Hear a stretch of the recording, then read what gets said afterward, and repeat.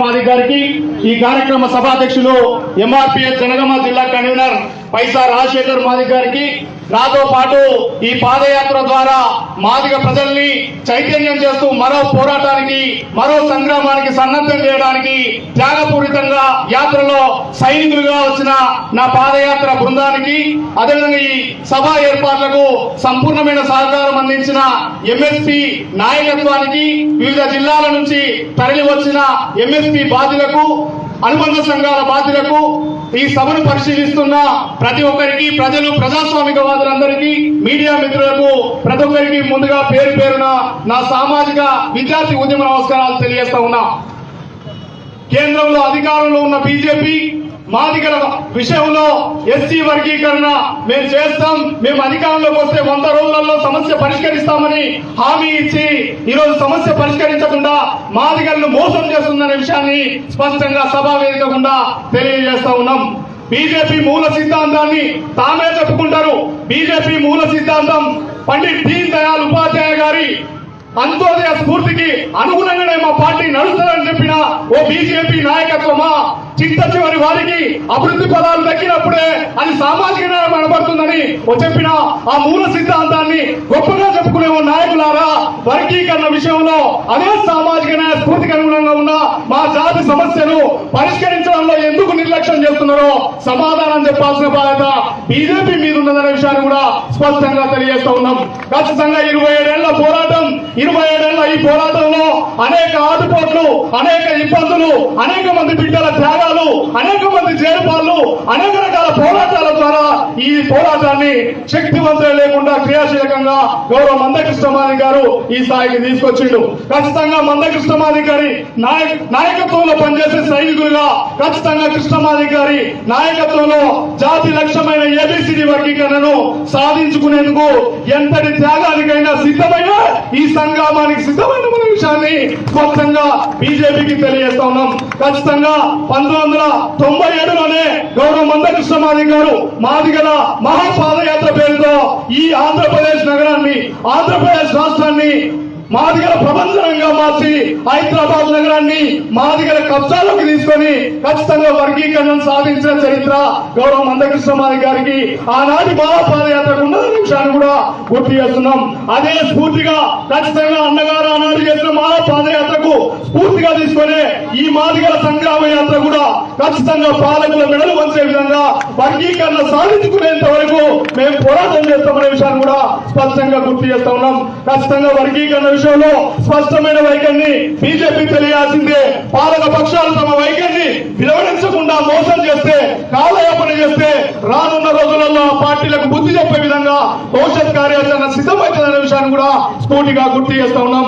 మా సభల మీదకి వచ్చి అనేక ప్రసంగాలు చేసిండ్రు, మా ఎన్నికల్లో పెట్టుకున్నారు, కమిషన్లు వేసిండ్రు, అనేక రకాల అంశాలు మీ దగ్గర ఉన్నాయి. కానీ వర్గీకరణ విషయంలో సమస్యలు పరిష్కరించే కాడ మాత్రం మమ్మల్ని అడిగడుగునా మోసం చేస్తున్నారనే విషయాన్ని కూడా స్పష్టంగా తెలియజేస్తా ఉన్నాం. ఖచ్చితంగా బీజేపీ ప్రభుత్వానికి చిత్తశుద్ధి ఉంటే కేంద్రంలో సంపూర్ణమైన అధికారం మీ దగ్గర ఉన్నది. సంపూర్ణమైన అధికారం ఉండి కూడా వర్గీకరణ చేయడంలో ఎందుకు కాలయాపన చేస్తుందో సమాధానం చెప్పాల్సిన బాధ్యత బీజేపీ మీద ఉందనే విషయాన్ని కూడా స్పష్టంగా గుర్తు చేస్తున్నాం. ఎవరు కోరని సమస్యలను, ఎవరు అనుకూలంగా మాట్లాడలేని సమస్యను కూడా మీరు చట్టసభల్లో ఆమోదం పొందిన చరిత్ర ఉన్నది కదా. ఎవరు అడిగిన నోట్ల రద్దును తమకు తామే చేసుకున్నారు, ఎవరు అడిగిన ట్రిపుల్ తలాక్ బిల్లును పార్లమెంట్ లో సాధించుకున్నారు, ఎవరు అడిగిట్లని రకరకాల సమస్యలను జిఎస్టీని ఎందుకు పొందుపరుచుకున్నారు. మరి 27 ఏళ్లుగా మొదటి నుంచి వర్గీకరణ విషయంలో అనుకూలం మేము చేస్తామని చెప్పిన బీజేపీ తమకు అధికారం ఉండి కూడా పార్లమెంట్ లో బిల్లు పెట్టే కాడ నిర్లక్ష్యం ప్రదర్శిస్తున్న మాట ఖచ్చితంగా మాకు ఆవేదన కలిగజేస్తున్నది. ఖచ్చితంగా బీజేపీకి మేము హెచ్చరిస్తున్నాం, మౌనంగా ఉన్న ప్రతిపక్షాలను హెచ్చరిస్తున్నాం, అధికారంలో ఉన్న కేసీఆర్ ప్రభుత్వాన్ని కూడా హెచ్చరిస్తున్నాం. ఖచ్చితంగా వర్గీకరణ విషయంలో మీకు చిత్తశుద్ధి ఉంటే కేంద్రంలో అధికారంలో ఉన్న బీజేపీ తమ వైఖరిని వివరిస్తూ పార్లమెంట్ లో బిల్లు పెట్టి చట్టబద్ధత కల్పించాల్సిందే. వర్గీకరణ విషయంలో ప్రతిపక్షాలకు చిత్తశుద్ధి ఉంటే ఆ ప్రతిపక్ష పార్టీ అయిన కాంగ్రెస్ పార్టీ వేసిన ఉషాధార కమిషన్ కేంద్ర ప్రభుత్వం దగ్గర ఉన్నది. దానికి నాయకత్వం వహిస్తున్న రాహుల్ గాంధీ గారు పార్లమెంట్ లో ఒక నిమిషం కూడా మా వర్గీకరణ సమస్య మీద ఎందుకు మాట్లాడలేదో సమాధానం చెప్పాల్సిన బాధ్యత ప్రతిపక్ష పార్టీ మీద ఉంది.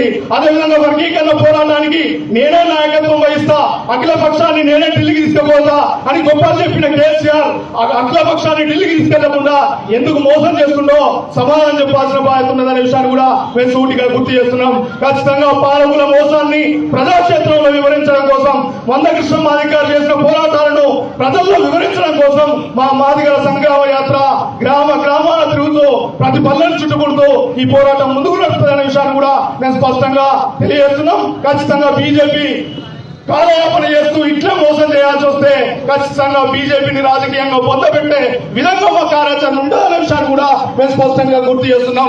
ఖచ్చితంగా పాలకులు స్పందించాల్సిందే, పార్టీలు స్పందించాల్సిందే, వర్గీకరణ విషయంలో స్పష్టమైన విధానాన్ని ప్రకటించాల్సిందే, లేకపోతే యుద్ధాన్ని తీవ్రతరం చేస్తామనే విషయాన్ని కూడా గుర్తు చేస్తున్నాం. ఈ మాదిగల సంగ్రామం బీజేపీ ప్రభుత్వం మీదనే అనే విషయాన్ని కూడా గుర్తు చేస్తున్నాం. ఖచ్చితంగా ఈ మాదిగల సంగ్రామ యాత్ర పేరుతో మాదిగ వాడల్లో ఉన్న మాదిగ ప్రధానికాన్ని ఒక ఏకం చేస్తాం, మాదిగ ప్రజానికాన్ని ఏకం చేసి మరో ఉద్యమాన్ని నిర్మిస్తాం. ఖచ్చితంగా కృష్ణ మాదిగ గారు చేసిన పోరాటాలను, వాస్తవ విషయాలను ప్రతి పౌరునికి, ప్రతి మాదిగ జాతి బిడ్డకు తెలియజేస్తూ ఖచ్చితంగా మరో పోరాటానికి సిద్ధం చేయడంలో భాగంగానే ఆ యాత్ర ముందుకు నడుస్తుందనే విషయాన్ని కూడా గుర్తు చేస్తున్నాం. ఈ యాత్ర పోరాటంగా మారి ఖచ్చితంగా ఆగ్రహ రూపంలోకి దాచడం కంటే ముందే కేంద్ర ప్రభుత్వం స్పందించాల్సిందిగా మేము డిమాండ్ చేస్తున్నాం. మా ఆవేదన 27 ఏళ్లుగా కొనసాగుతున్నాం. ఈ 27 ఏళ్ల మాదిగ జాతి ఆవేదన ఆగ్రహ రూపంలోకి దాలిస్తే ఖచ్చితంగా రాబోయే పరిణామాలకు కూడా మీరే బాధ్యత వహించాల్సి వస్తుందనే విషయాన్ని కూడా సూటిగా గుర్తు చేస్తూ ఖచ్చితంగా మాదిగ అమరవీరుల ఆకాంక్ష అయిన ఎస్సీ వర్గీకరణను, అదేవిధంగా మాదిగ జాతి 27 ఏళ్ల ఆకాంక్ష అయిన జాతి లక్ష్యాన్ని సాధించుకోవడం కోసం కృష్ణ మాదిగ గారు ఏ పిలిపించినా, కృష్ణ మాదిగ గారు ఏ నిర్ణయం తీసుకున్నా తూచా తప్పకుండా అంకిత భావంతో ఆ కార్యాచరణ అమలు చేయడం కోసం మేమందరం పనిచేస్తామనే విషయాన్ని కూడా గుర్తు చేస్తున్నాం. అదేవిధంగా ఈ సమాజానికి మేము తెలియజేస్తున్నాం, కృష్ణ మాదిగ గారి నాయకత్వంలో మేమందరం వందలాది మంది కృష్ణ మాదిగలుగా జాతిని కాపాడుకోవడం కోసం సైనికులుగా తయారైన మన విషయాన్ని కూడా మేము గుర్తు చేస్తున్నాం. ఖచ్చితంగా జాతికి వారధులుగా, సైనికులుగా, నాయకులుగా కృష్ణ మాదిగ గారి సారథ్యంలో ముందుకు నడవడానికి మేము సిద్ధంగా ఉన్నామనే విషయాన్ని కూడా గుర్తు చేస్తూ ఖచ్చితంగా ఎంతటి త్యాగానికైనా సిద్ధపడి మాదిగా ప్రజల్ని చైతన్యం చేసేందుకు ఈ మహాసంగ్రామ యాత్ర పేరుతో ఖచ్చితంగా అందరినీ చైతన్యం చేస్తూ ఓ బలమైన ప్రజా ఉద్యమంగా దీన్ని నిర్మించి వర్గీకరణ సాధించుకునేంత వరకు ఉద్యమాన్ని ఉధృతం చేస్తామనే విషయాన్ని కూడా గుర్తు చేస్తూ ఖచ్చితంగా నాకు అవకాశం ఇచ్చిన మీ అందరికీ పేరు పేరున ధన్యవాదాలు తెలియజేస్తూ మా సంగ్రామ యాత్రకు ప్రతి గ్రామంలో, ప్రతి పల్లెలో వెళ్లేటప్పుడే ఖచ్చితంగా ప్రజానికాలందరినీ చైతన్యం చేయడం కోసం వాస్తవ విషయాలన్నింటినీ కృష్ణ మాదిగ గారి సందేశాన్ని, ఎంఆర్పీఎస్ 27 ఏళ్ల ఉద్యమ ఆవశ్యకతను, జరుగుతున్న మోసాన్ని, పాలకులు చేస్తున్న మోసాన్ని ప్రతి ఒక్కటి వివరించడానికి అన్ని విషయాలను ప్రజాక్షేత్రంలో మాదిగ వాడల్లో చర్చిస్తాం.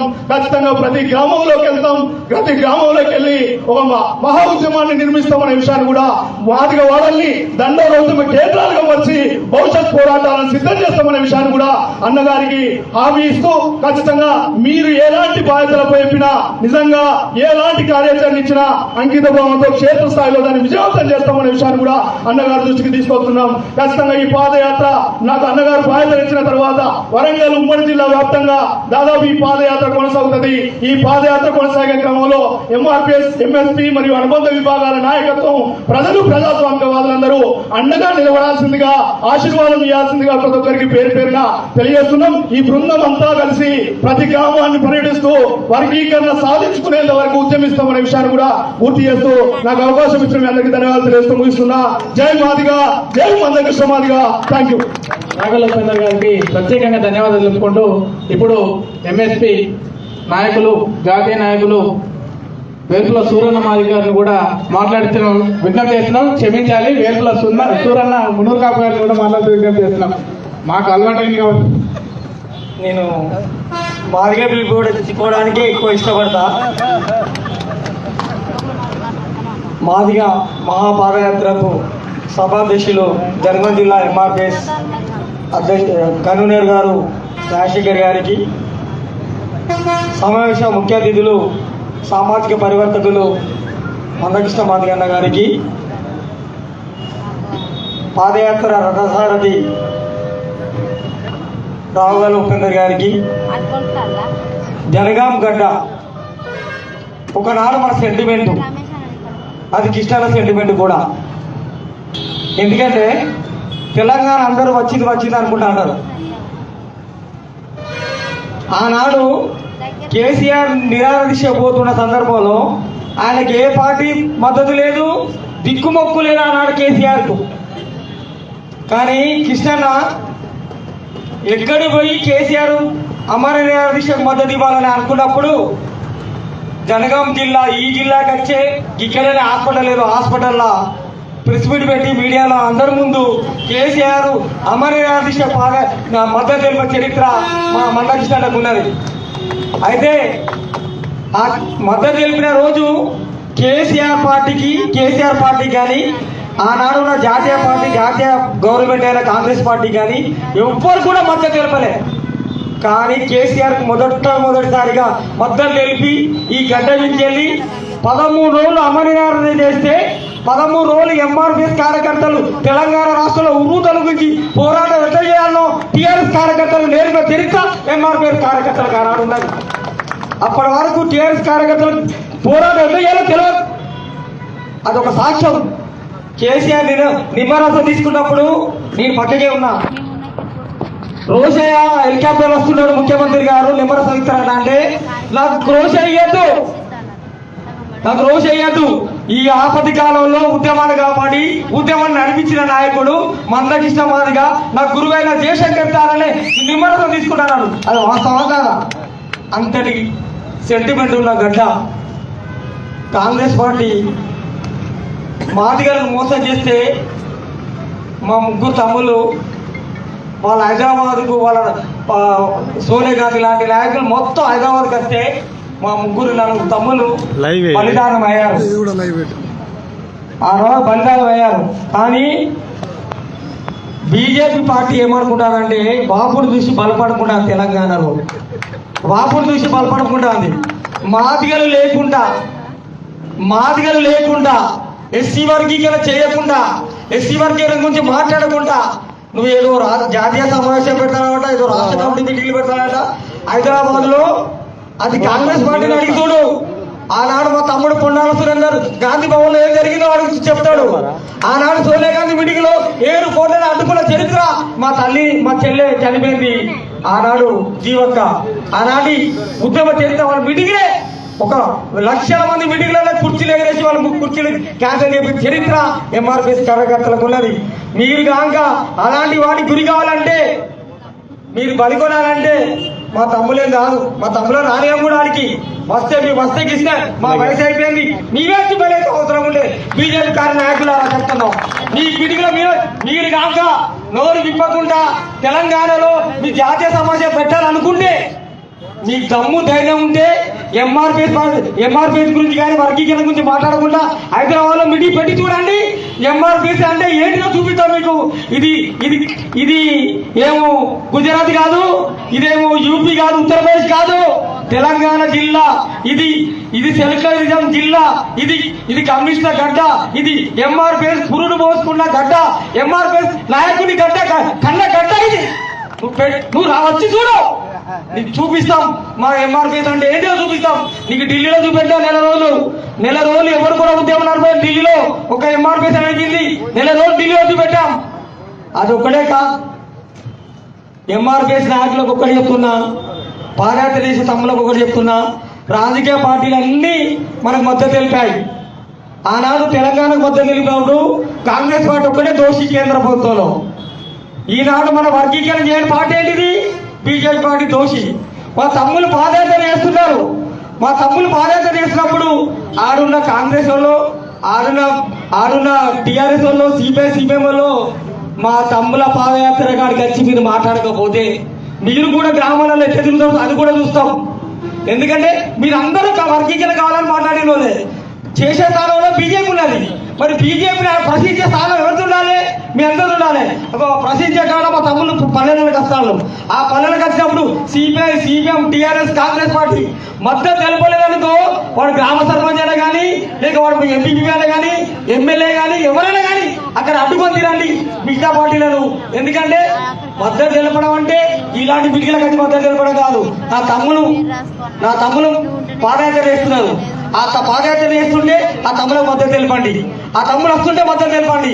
మా ఎంఆర్పిఎస్ కార్యకర్తలు రాకుండా విజయవంతం చేస్తారు, మా తమ్ముడు నడిపించారు. కానీ నీ నిజ స్వరూపంలో తెలుస్తుంది కదా కాంగ్రెస్ పార్టీది, సీపీఎం పార్టీ నీ నిజ స్వరూపంలో తెలుస్తుంది కదా, ఈ టీఆర్ఎస్ పార్టీ నిజ స్వరూపంలో తెలుస్తుంది కదా.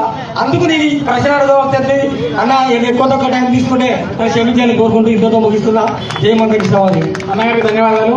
పేరుకు మున్నూరు కాబోయినా కూడా మాదిగలతో మమేకమై వర్గీకరణ కోసం పోరాటంలో అన్నతోటి మోరు నుంచి నడుస్తున్నటువంటి సూరన్న కూడా జాతి తరఫున ప్రత్యేక అభినందనలు తెలుపుకుంటూ ఇప్పుడు మాదిగల మహాత్ముడు, సామాజిక ఉద్యమాల పరివర్తకుడు మానశ్రీ మందాకృష్ణ మాది గారు మాట్లాడే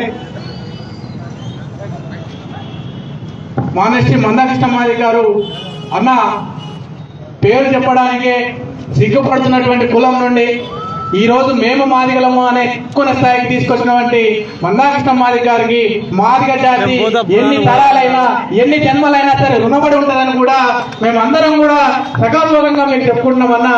ఎన్ని తరాలైనా ఎన్ని జన్మలైనా మాదిగలకు గౌరవం లేని దగ్గర, మాదిగలకు చులకన చేసే దగ్గర, మాదిగలకు సరైన విలువ లేని దగ్గర కూడా ఆ విలువని తీసుకొచ్చినటువంటి గొప్ప నేత మాదిగల దేవుడు ఎవరైనా ఉన్నారంటే అది మందకృష్ణ మాది గారు అని కూడా మీ అందరు కూడా విజ్ఞప్తి చేస్తున్నా. అట్లాంటి మందకృష్ణ మాది గారు మాట్లాడేటప్పుడు మాదిగలకు అత్యంత అవసరమైనటువంటి, మాదిగలకు జీవనాధారటువంటి ఎస్సీ వర్గీకరణ ఉద్యమంలో ఈ రోజు జరగబోతున్నటువంటి పాదయాత్రను ఉద్దేశించి మాదిగల మహాత్ముడైనటువంటి మందాకృష్ణ మాది గారు కూడా మాట్లాడాల్సిన విజ్ఞప్తి చేస్తున్నాం. వర్ధిల్లాలి మందాకృష్ణ మాది గారి నాయకత్వం, వర్ధిల్లాలి గౌరవశ్రీ మందాకృష్ణ మాది గారి నాయకత్వం.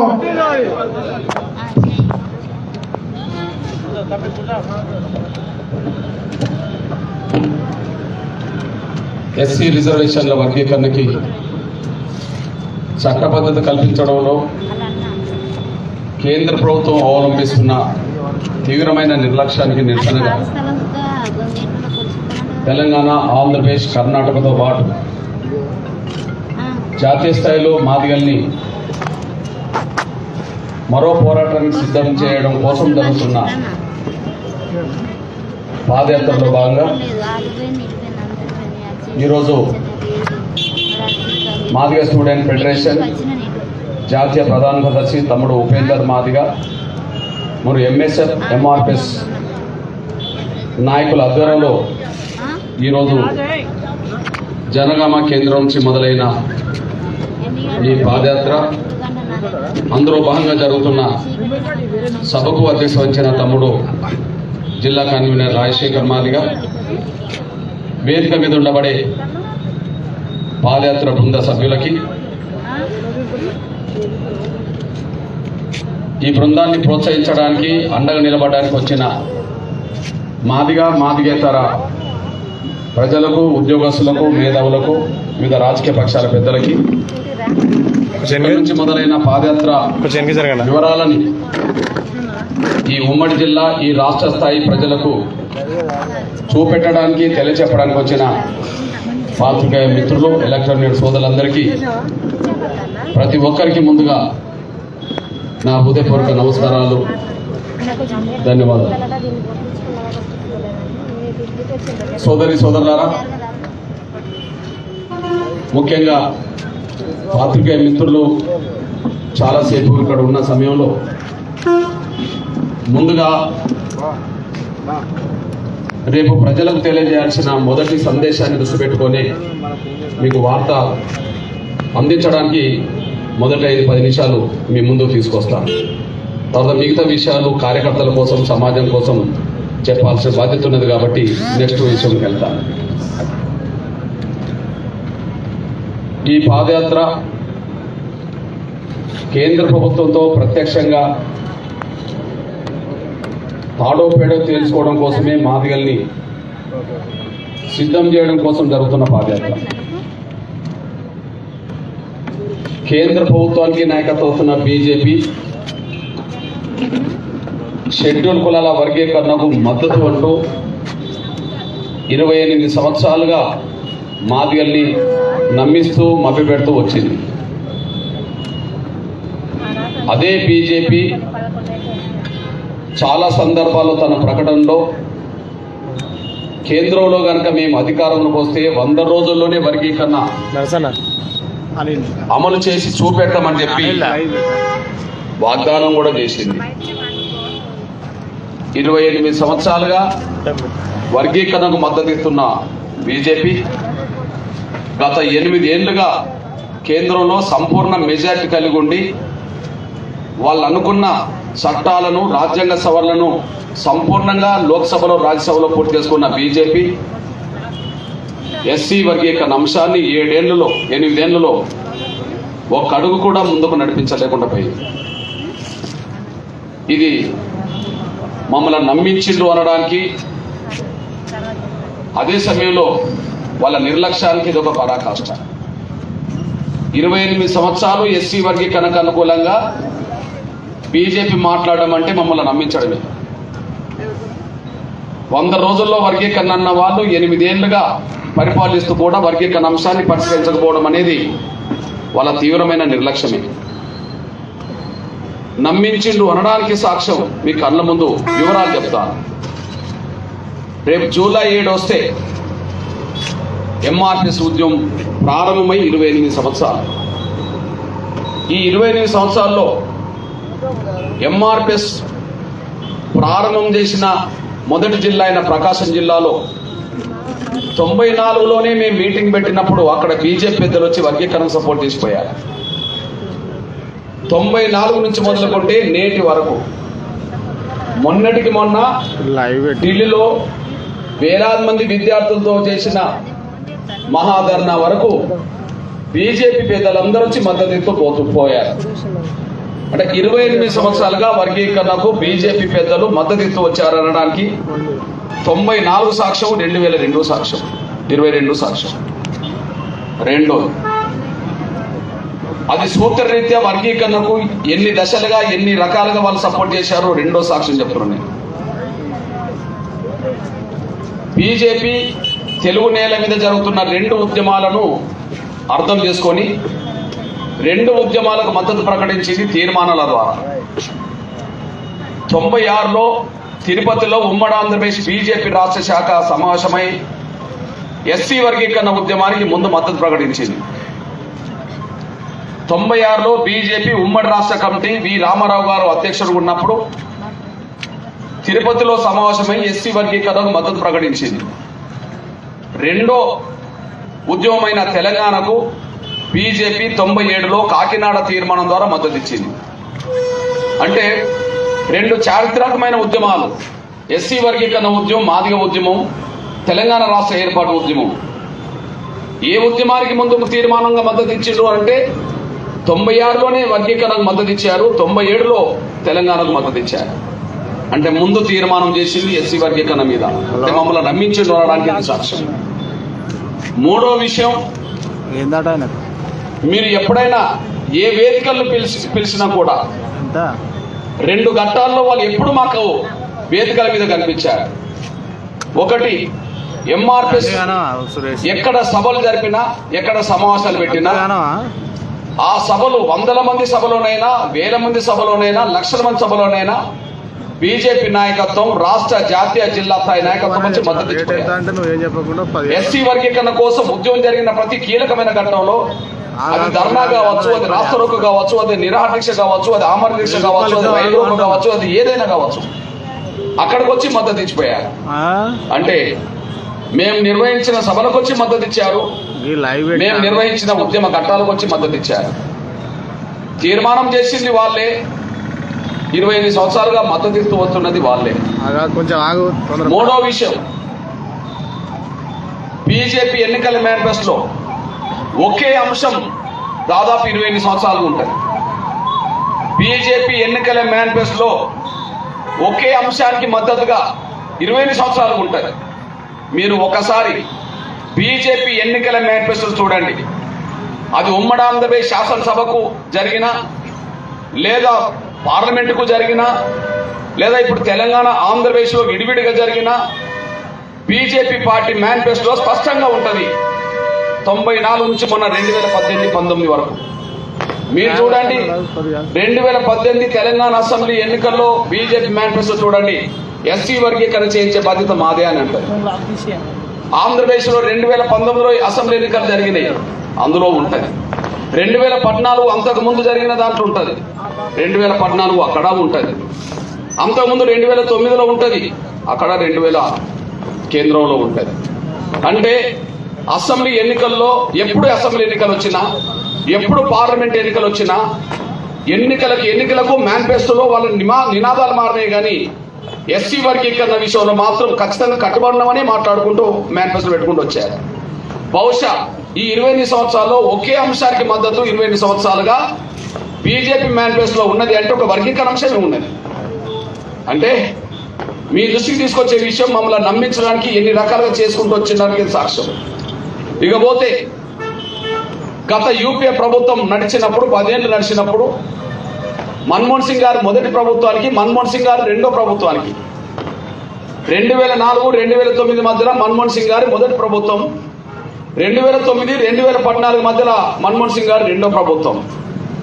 ఆ ప్రభుత్వం వర్గీకరణ చేయకపోతే మీరు వర్గీకరణ ఎందుకు చేయట్లేదని చెప్పి ఆ ప్రభుత్వానికి లేఖలు రాసింది కూడా బీజేపీ పార్టీ. మీరు అందరు పేరున్నట్టుగానే పెద్దలు ఎల్కే అద్వానీ గారి పేరింటారు. ఎల్కే అద్వానీ గారు మొదటి గవర్నమెంట్ కు, మన్మోహన్ సింగ్ గారు మొదటి గవర్నమెంట్ కు ఎస్సీ వర్గీకరణ చేయాలని చెప్పి లేఖలు రాశారు. రెండో మన్మోహన్ సింగ్ గవర్నమెంట్ కి అప్పుడు బీజేపీ జాతీయ అధ్యక్షుడు ఉండబడే గడ్కరీ గారు, ఇప్పుడు జాతీయ రహదారుల మంత్రి, ఆయన మొదటి లేఖలు రాశారు. అందరికంటే ముందు లేఖలు రాసింది ఎవరన్నా ఉంటే బీజేపీ వాళ్ళే లేఖలు రాశారు. ఇప్పుడు మీ దృష్టికి తీసుకొచ్చే విషయం ఏంటంటే అదే బీజేపీ పెద్దలు యూపీఏ గవర్నమెంట్ కనుక వర్గీకరణ చేయకపోతే బీజేపీ అధికారంలోకి వచ్చిన 100 రోజుల్లోనే వర్గీకరణ సమస్య పరిష్కరిస్తాం, పార్లమెంట్ లో చట్టం తీసుకొస్తామని చెప్పి మాట్లాడారు. ఇప్పుడు చెప్తే అందరికంటే ముందు మద్దతు ఇచ్చింది 94లో ఒంగోలులో బీజేపీ. 94 నుంచి మొదలుకుంటే ఇప్పటి వరకు జరుగుతున్న అన్ని సభలు, ధర్నాలు, కార్యక్రమాలకు వచ్చి మద్దతు ఇచ్చేది బీజేపీ. అన్ని పార్టీల కంటే ముందు తీర్మానం చేసింది బీజేపీ. ప్రతి ఎన్నికల్లో ఎస్సీ వర్గీకరణ జరగాల్సిందని చెప్పి మేనిఫెస్టో పెట్టింది బీజేపీ. గత యూపీఏ ప్రభుత్వానికి పార్లమెంట్ లో బిల్లు పెట్టండి మేము మద్దతు అని చెప్పి లేఖలు రాసింది బీజేపీ. యూపీఏ కనుక బిల్లు పెట్టకపోతే మేము అధికారానికి పోతే 100 రోజుల్లోనే వర్గీకరణ చేస్తామన్నది బీజేపీ. ఇంతకాలం ఆ విధంగా నమ్మిస్తూ వచ్చారనడానికి ఇవన్నీ సాక్ష్యాలను కూడా మీరు మర్చిపోతారు సార్ అనుకుంటున్నాను. ఇక నమ్మక ద్రోహం ఏంటంటే బీజేపీ మాదిగల్ని వంచింది అనడానికి, నమ్మక ద్రోహం చేస్తుంది అనడానికి సాక్ష్యం ఏంటంటే ఇవాళ నరేంద్ర మోడీ గారి మొదటి ప్రభుత్వం కంటే రెండో ప్రభుత్వానికి, మొదటి ప్రభుత్వం మెజార్టీతోటే వచ్చింది, రెండో ప్రభుత్వం అంతకంటే మెజార్టీతోటే కొనసాగుతున్నది. వాళ్ళు అనుకున్న చట్టాలన్నీ పార్లమెంట్ లో పాస్ చేసుకుంటున్నారు, వాళ్ళు అనుకున్న బిల్లులన్నీ పాస్ చేసుకుంటున్నారు. అది లోక్సభలో అయితే కళ్ళు మూసుకొని పాస్ చేసుకుంటున్నారు, రాజ్యసభలో అయితే అందరినీ కన్విన్స్ చేసుకొని పాస్ చేసుకుంటున్నారు. లోక్సభలో అయితే కళ్ళు మూసుకొని పాస్ చేసుకుంటున్నారు, రాజ్యసభలో అయితే కన్విన్స్ చేసుకుంటూ పాస్ చేసుకుంటున్నారు. నాకు తెలిసి ఈ 8 ఏళ్లలో లోక్సభలో వాళ్ళు పెట్టిన బిల్లులన్నీ పాస్ అయినాయి, రాజ్యసభలో 95% బిల్లులు పాస్ అయినాయి. అంటే దీన్ని బట్టి వాళ్ళు అనుకున్న బిల్లులన్నీ పాస్ చేసుకుంటున్నారని సాక్ష్యం కనిపిస్తున్నది. కానీ ఈ దేశానికి ₹1 భారం పడని సమస్య వర్గీకరణ సమస్య. ఎస్సీ వర్గీకరణ సమస్యను కనుక పార్లమెంట్ లో పరిష్కరిస్తే ₹1 దేశం మీద, ఈ రాష్ట్రం మీద భారం పడదు. ఎందుకంటే డాక్టర్ బాబాసాహెబ్ అంబేద్కర్ సాధించిన రిజర్వేషన్లు ఈ రాష్ట్రంలో 15% అమలు జరుగుతుంటే ఆ 15%లోనే ఎవరి జనాభా ఎంతో వాళ్ళకి పంచమంటున్నాం. కానీ మేము దాన్ని 30% పెంచమంటలేదు, దాన్ని 20% మేము పెంచమంటలేదు. ఏదన్నా పెంచమంటే అది కొంత భారం అనుకుంటారేమో, కానీ ఉన్నది పంచితే భారం ఏమి లేదు. అంటే ₹1 భారం పడని ఈ సమస్య పరిష్కారం కేంద్ర ప్రభుత్వానికి సంపూర్ణంగా మెజార్టీ ఉండి కూడా 8 ఏళ్లుగా పాస్ కాలేదు, బిల్లు ప్రవేశపెట్టలేదంటే బీజేపీ నమ్మిస్తూ వచ్చిందని, బీజేపీ మాదిగల్ని వంచిస్తూ వస్తున్నది అనడానికి ఇది సాక్ష్యం. కాబట్టిగానే కేంద్ర ప్రభుత్వం మీద తాడో పేడో తెలుసుకునే యుద్ధానికి సిద్ధం చేయడమే మాదిగల ముందున్న ప్రథమ కర్తవ్యం. కాబట్టిగానే ఆ మాదిగల్ని మరో ఉద్యమానికి సిద్ధం చేయడం కోసమే ఇవాళ తెలుగు నేల మీద పాదయాత్రలు మొదలైన కూడా మీరు మర్చిపోదని సాయం అనుకుంటున్నాను. ఇప్పటికే ఆంధ్రప్రదేశ్లో పాదయాత్రలు ప్రారంభించొచ్చా. ఇప్పటికే తెలంగాణలో వివిధ జిల్లాలో పాదయాత్రలు జరుగుతూనే ఉన్నాయి. ఒకవైపు తెలంగాణ రాష్ట్ర అధ్యక్షుడు నరేష్ మాదిగ ప్రారంభంలోనే ఆయన ముందుకెళ్ళిపోతూనే ఉన్నాడు. ఆయన పాదయాత్ర అప్పుడు మెదకులో కొనసాగుతూనే ఉన్నది. అదే సమయంలో ఎంఆర్పిఎస్ జాతీయ అధ్యక్షుడు నాగరాజు మాదిగ గారి నాయకత్వంలో శ్రీకాకుళంలో మొదలైన పాదయాత్రను ప్రారంభించొచ్చాను. అది శ్రీకాకుళం బాగా ఇవాళ విజయనగరంలో చేరినట్టుగా సమాచారం వస్తున్నది. అదే సమయంలో ఆంధ్రప్రదేశ్ అధ్యక్షుడు సురేష్ మాదిగ నాయకత్వంలో అనంతపూర్ జిల్లా పుట్టపర్తిలో ప్రారంభించొచ్చాను. అది కొనసాగుతూనే ఉన్నది. ఇంకొక 3 రోజులు అది కర్నూలు బార్డర్లోకి వెళ్తుంది. అదే సమయంలో హైదరాబాద్ లో గణేష్ మాదిగ నాయకత్వంలో, రంగారెడ్డిలో శివమాదిగ నాయకత్వంలో పాదయాత్రలు మొదలుపెట్టి వచ్చేసాను. తాండూరులో శివమాదిగది, హైదరాబాద్ లో గణేష్ది మొదలైంది. అదే సమయంలో అక్కడి నుంచి నేను మళ్ళీ నిన్ననే ఖమ్మంలో ఎంఆర్పిఎస్ జాతీయ అధికార ప్రతినిధి భిక్షపతి మాదిగ నాయకత్వంలో పాదయాత్ర ప్రారంభించాను. నిన్ననే కృష్ణా జిల్లా పాదయాత్ర జగ్గయ్యపేటలో ఎలిషా మాదిగ గారి నాయకత్వంలో పాదయాత్ర ప్రారంభించి నేను ఇక్కడికి వచ్చాను. ఇంకా రేపటి నుంచి ఇటు ఉమ్మడి నల్గొండ జిల్లా భువనగిరిలో మొదలవుతుంది. ఉమ్మడి కరీంనగర్ జిల్లా రేపే సాయంత్రం పూట కరీంనగర్లో మొదలవుతుంది. తర్వాత ఉమ్మడి ఆదిలాబాద్ జిల్లా, నిజామాబాద్ జిల్లా తెల్లారి 10వ తారీఖు నాడు మొదలవుతుంది. 11 ఉమ్మడి మహబూబ్నగర్ జిల్లా మొదలవుతుంది. ఆ తర్వాత పాదయాత్రలు ముందుకెళ్లిన తర్వాత మాదిగ ప్రజల్ని చైతన్యం చేసే కార్యక్రమంలో భాగంగా మాదిగల్ని మరో ఉద్యమం సిద్ధం చేయడంలో భాగంగా కేంద్ర ప్రభుత్వంతో తాడోపేడో తెలుసుకోవడానికి ఈ రాష్ట్రంలో ఆంధ్రప్రదేశ్ లో జాతీయ స్థాయిలో మొత్తం 2వ తారీఖు నాడే జాతీయ రహదారుల బంద్కు పిలుపునిచ్చామనేసి కూడా మీరు మర్చిపోతాను సాయం అనుకుంటున్నాను. 2వ తారీఖు నాడు, జూలై 2వ తారీఖు నాడు సడక్ బంద్కు పిలుపునిచ్చాం. జూలై 3వ తారీఖు నాడు చలో హైదరాబాద్ మహాగర్జనకు పిలుపునిచ్చాం. ఈ రెండింటితో కేంద్రంతో మాదిగలు తేల్చుకోవడానికి రంగం సిద్ధమైనట్టే. ఒక మాట చెప్పంటే కేంద్ర ప్రభుత్వంతో మాదిగల యుద్ధం మొదలైనట్టే. ఆ 2 ఘట్టాల్లో కీలకమైన పాత్ర పోషించాలని చెప్పడం కోసమే, మాదిగ ప్రజల్ని మేల్కొల్పడం కోసం ఇక్కడికి వచ్చాం. జూలై 2, 3 ఎందుకు ఎన్నుకోవాల్సి వచ్చింది? ఒకవైపు పాదయాత్రల షెడ్యూల్ 3 నెలలు 4 నెలలు ఉంటుంది. ఒకవైపు పాదయాత్రల షెడ్యూల్ 20 రోజులు 30 రోజులు కాదు, 3 నెలలు 4 నెలలు కొనసాగుతూనే ఉంటుంది. కానీ మధ్యలో వివిధ ఘట్టాలకు కేంద్ర బిందుగా మళ్ళీ వీళ్ళే ముందుకు తీసుకెళ్లాల్సి వస్తుంది. అందులో భాగంగానే జూలై 2, జూలై 3 అనే విషయాన్ని మీరు తీసుకొస్తున్నాను. జూలై 2, జూలై 3 ఎందుకు ఎన్నుకోవాల్సి వచ్చింది మొదటి యుద్ధానికి? దానికి కారణం ఏంటంటే ఈ 8 ఏళ్లలో నరేంద్ర మోడీ గారి ప్రభుత్వాన్ని దృష్టికి తీసుకురావడానికి, షెడ్యూల్ కులాల వర్గీకరణ సమస్య పరిష్కరించాలని కోరడానికి మేము ఎక్కడికి వెళ్ళి ఉద్యమాలు చేశాం? ఢిల్లీకి వెళ్ళి ఉద్యమాలు చేశాం. మీ అందరికి చెప్తున్నా, నేను ఢిల్లీలో దక్షిణాది రాష్ట్రాల నుంచి పోయి ఉద్యమాలు చేయాలంటే అంత ఈజీగా. ఢిల్లీ దక్షిణాది రాష్ట్రాలకు దూరం. ఉత్తరప్రదేశ్ వాళ్ళు చేయవచ్చు బార్డరే, పంజాబ్ వాళ్ళు చేయవచ్చు బార్డరే, హర్యానా వాళ్ళు చేయవచ్చు బార్డరే, చుట్టుపక్కల రాష్ట్రాలు చేయవచ్చు బార్డరే. కానీ అక్కడికి వెళ్ళి ఇక్కడి నుండి పోయి రావాలంటే మినిమం 1700, 2000 కిలోమీటర్లు, 2500 కిలోమీటర్లు ఉంటుంది మన దక్షిణాది రాష్ట్రాలు. తెలంగాణ ఉద్యమంలో కూడా చెలో ఢిల్లీ పిలుపునిచ్చి ఒక 500 మందిని సమీకరించి అక్కడ ఉద్యమాలు చేసిన ఘట్టాలు చాలా, 1-2 తప్ప ఇంకా అంతకంటే ఎక్కువ లేదు. కానీ ఒక రోజు చేసే రోజు ఒక రోజు చేశాం, 2 రోజులు చేసేది 2 రోజులు చేశాం, వారం రోజులు చేసేది వారం రోజులు చేశాం, నెల రోజులు చేసేది నెల రోజులు చేశాం, 100 మందితో చేశాం, 1000 మందితో చేశాం, 10,000 మందితో కూడా ఉద్యమాలు చేశాం. ఢిల్లీలోకి వెళ్ళి ఎన్నోసార్లు చేశాం 8 ఏళ్లలో. టీఆర్ఎస్ పార్టీ, ఇతర రాజకీయ పార్టీలు ఎప్పుడైనా ఢిల్లీకి పిలుపునిస్తే ఆ ఢిల్లీలో వాళ్ళ పార్టీ అధినేతలు వాళ్ళ కార్యకర్తలు ఎక్కడ పెడతారు? పెద్ద హోటల్లో పెడతారు. పెద్ద హోటల్లో పెడతారు. ఆ హోటల్లో పెట్టి వచ్చిన కార్యకర్తలకు, నాయకులకు ఎన్నో రకాలుగా సదుపాయాలు అక్కడ కల్పిస్తారు, అన్ని రకాలుగా. అందులో అక్కడికి వెళ్ళిన వాళ్ళు ఏం చేస్తుంటో పేపర్లో, టీవీలో వచ్చేస్తుంది అప్పుడప్పుడు. కానీ మేము చెలో ఢిల్లీ పిలుపునిస్తే ఎంఆర్పిఎస్ కార్యకర్తలు నా కంటికి ఎక్కడ కనిపిస్తారు? రైల్వే స్టేషన్లో ప్లాట్ఫారం మీద కనిపిస్తారు, బస్ స్టాండ్లో ప్లాట్ఫారం మీద కనిపిస్తుంటారు, రోడ్ల మీద ప్లాట్ఫారం మీద కనిపిస్తుంటారు. ఆడ పేపర్లు వేసుకొని పడుకుంటుంటారు. అది చలికాలమా, అది ఎండాకాలమా, అది వర్షాకాలమా కాదు, ఏ కాలంలో పిలుపునిచ్చినా కూడా వేలాది మంది వచ్చి ఢిల్లీ నగరంలో ఉన్న ప్రతి రోడ్ల మీద పడుకునే స్థాయికి నా కార్యకర్తలు వచ్చారు. వాళ్ళ కష్టాలు బాధలు చూస్తే బాధ అనిపిస్తుంటది. మీరందరూ తెలుసు, మొన్న 4 నెలల క్రితమే చెలో ఢిల్లీ పిలుపునిస్తే దాదాపు 10,000 మంది విద్యార్థులు ఢిల్లీ నగరాన్ని దద్దరిల్లేటట్టు చేసిన విషయం మీరు అందరూ చూశారు. ఇన్నిసార్లు ఉద్యమాలు ఢిల్లీలో చేసిన, దక్షిణాది రాష్ట్రాల నుంచి ఇన్నిసార్లు, ఇన్ని సందర్భంలో, ఇన్ని వందల వేల మందిని ఇన్ని రోజులు, వారాలు, నెలల తరబడి కూడా కట్టి యుద్ధం చేసే చరిత్ర ఈ దేశంలో దక్షిణాది రాష్ట్రాల నుంచి వరకు లేదు. ఏమనిపిస్తున్నది? కానీ కేంద్రంకి చీమ కుట్టినట్టు కూడా లేదు. కేంద్రానికి నాయకత్వం వహించే నరేంద్ర మోడీ గారికి ఈ విషయం అర్థమైనట్టు కనిపించట్లేదు. ఈ దేశాన్ని పరిపాలించే కాడ నెంబర్ 2 స్థానంగా పిలువబడుతున్న అమిత్ షా గారి దృష్టికి ఇది బలంగా వచ్చినట్టు కనిపించట్లేదు.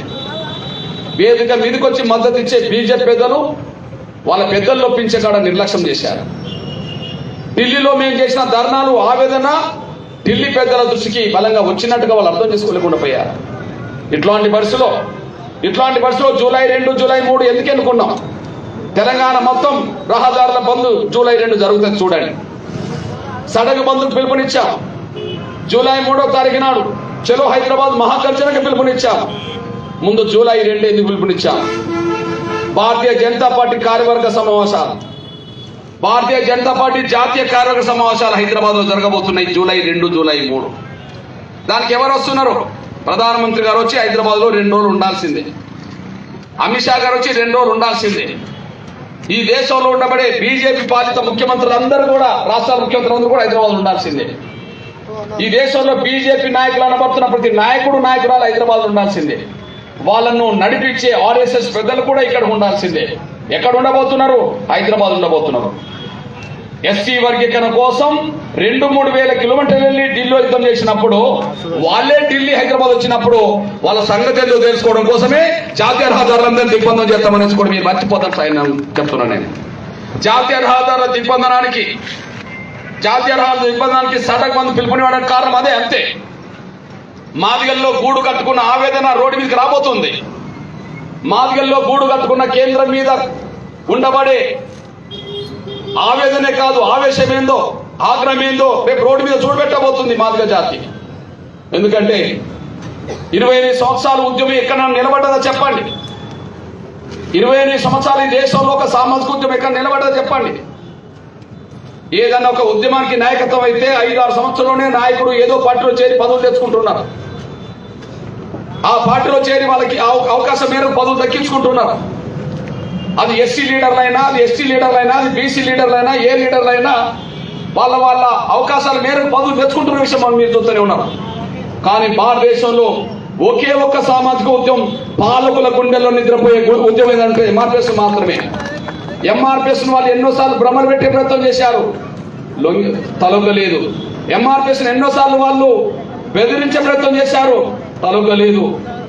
ఎస్సీ వర్గీకరణ సాధిస్తేనే నా జాతికి భవిష్యత్తు ఉంటుందని ఒక లక్ష్యం పెట్టుకొని ఈ పోరాటాన్ని జరుపుతున్న మనిషి కూడా మీరు మర్చిపోతాను సార్ కోరుతున్నాను. ఈ నేపథ్యంలో మీ అన్నగా చెప్తున్నాను, రేపు జూలై 2వ తారీఖున పెట్టడానికి కారణం మనమే ఢిల్లీకి వెళ్ళే వాళ్ళం ప్రతిసారి. మరి ఢిల్లీ పెద్దలే హైదరాబాద్ వచ్చినప్పుడు మౌనంగా ఉందామా?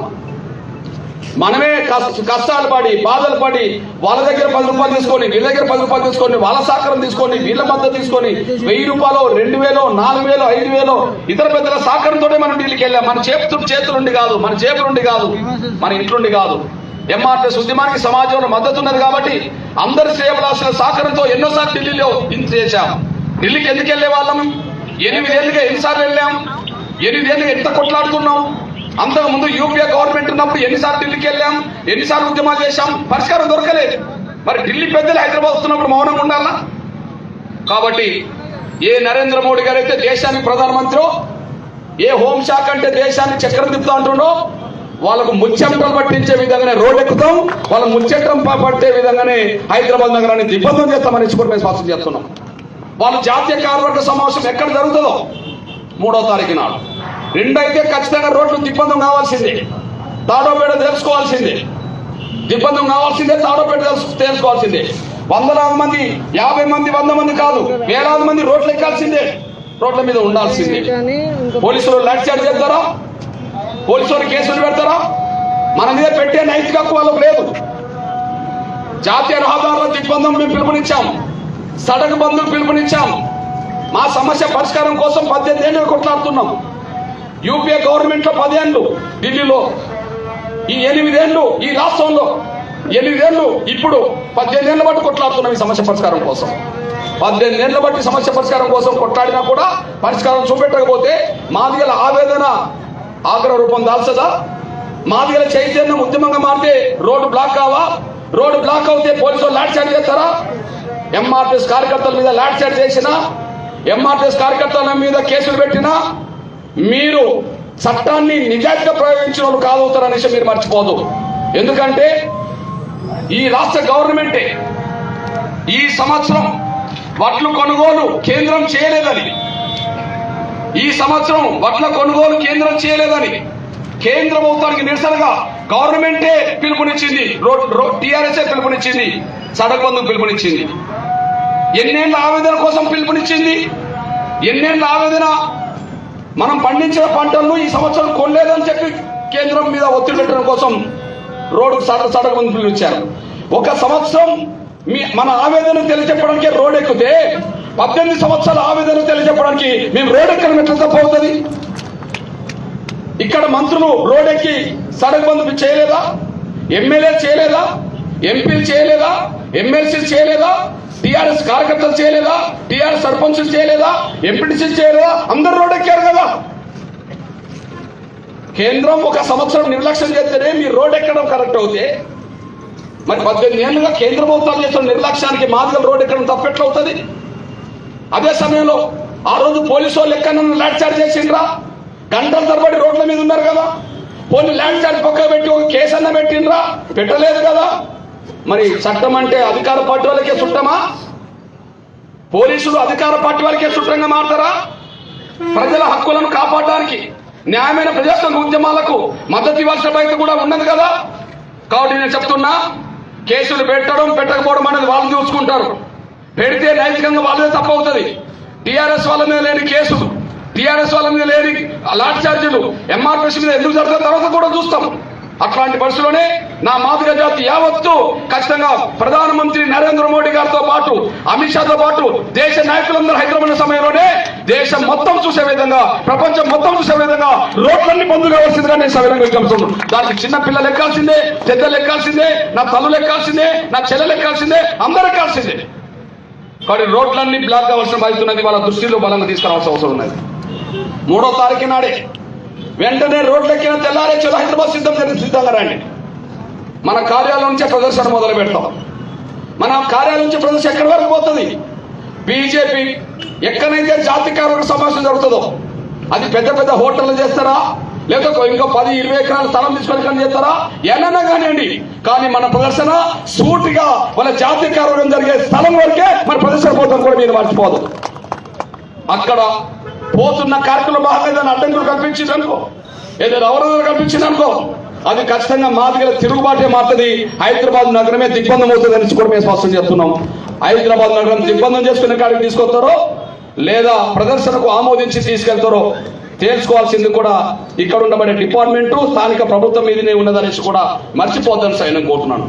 ఏది ఏమైనా కేంద్ర ప్రభుత్వమే, కేంద్ర ప్రభుత్వ పెద్దలే ఢిల్లీలో ఉన్న సమయంలోనే 28 సంవత్సరాలు జరుగుతున్న పోరాటానికి, 18 సంవత్సరాలుగా పార్లమెంట్లో బిల్లు కాకుండా పెండింగ్లు ఉన్న ఈ అంశానికి ఒక పరిష్కారం దొరికే విధంగా దేశమే ఇక్కడ ఉన్నప్పుడే మన ఆవేదన, మన ఆకాంక్షల్ని బలంగా రోడ్డు మీద చాటుకోవడానికి 2వ తారీఖు నాడు రోడ్ ఎక్కండి, 3వ తారీఖు నాడు హైదరాబాద్ రావాల్సిందిగా నేను సవినంగా మీ అందరూ విజ్ఞప్తి చేస్తున్నాను. నేను ఎందుకు యుద్ధం ఎంత ఇది స్పీడ్ గా పెంచాల్సి వస్తుందంటే 3 కారణాల వల్ల పెంచాల్సి వస్తుంది స్పీడ్. ఒకటి మీరు తీసుకొస్తున్నాను, కేంద్రమే ఇక్కడికి వస్తున్నది అనేది ఒక సందర్భం. కానీ మన ఆవేదన ఎన్నోసార్లు ఢిల్లీలో చెప్పినప్పుడు మన ఆవేదన, మన శక్తిని తెలంగాణలోనూ ఆంధ్రప్రదేశ్లోనూ బలంగా చెప్పడం అనేది మన అవసరం, మన బాధ్యత. ఇక ప్రధాన కారణాలు చెప్తున్నాను నేను. ఎస్సీ వర్గీకరణ సాధించకపోతే మనకు ఉద్యోగాలు దక్కవు. ఎస్సీ వర్గీకరణ సాధించకపోతే మనకు చదువుల్లో అవకాశాలు రావు. ఎట్లా వస్తాయో మీరు తీసుకొస్తున్నా నేను. ఒకసారి మీరు గమనిస్తారని ఆశిస్తూ, ఇది ఎన్నికల సమయం, రాబోతున్న సమయం, ఎన్నికల సమయం.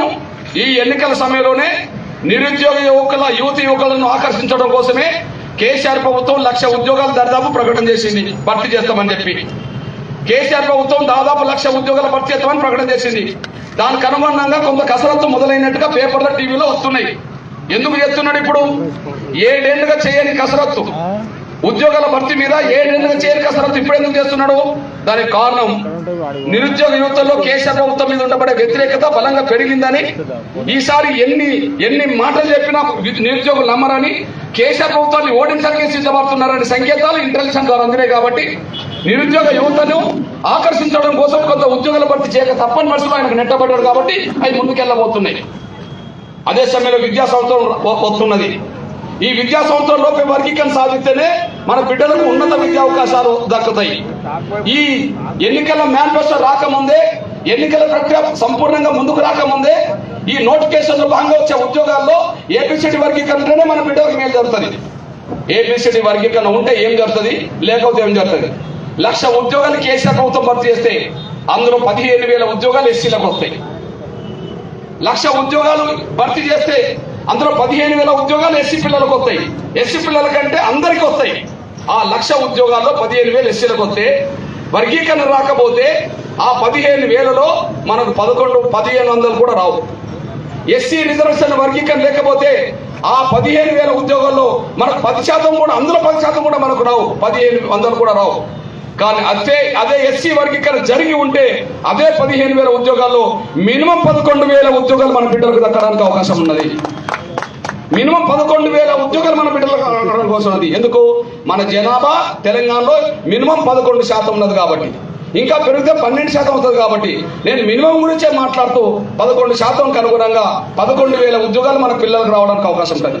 ఇప్పుడు మన ఇళ్లలో మనం చూడండి, ఎంతో మంది పిల్లలు డిగ్రీలు పాస్ అయ్యారు, ఎంతో మంది పిల్లలు పీజీలు పాస్ అయ్యారు, ఎంతో మంది పిల్లలు పిహెచ్డీలు పాస్ అయ్యారు.